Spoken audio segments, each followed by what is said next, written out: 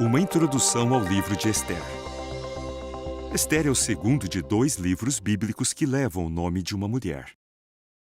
Ester, uma jovem judia, é uma personagem de destaque nesse relato, que provavelmente foi escrito por Mordecai, um primo mais velho dela.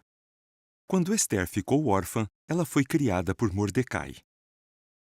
Ester e Mordecai passaram a fazer parte da corte do rei Assuero.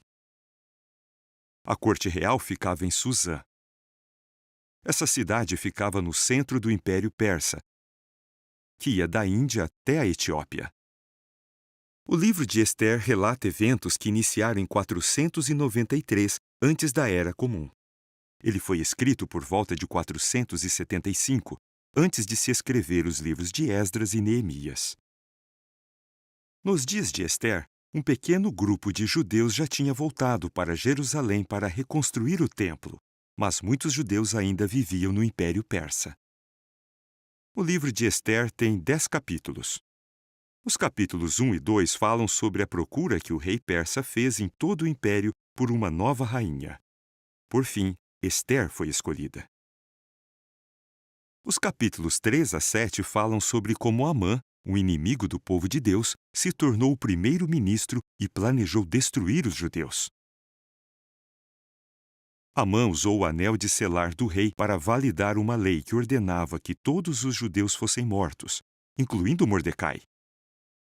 Se desse certo, esse plano poderia acabar com as futuras famílias que levariam até o Messias. Assim que descobriu o plano de Amã, Ester decidiu seguir o conselho de Mordecai e foi falar com o rei Assuero. Você sabia?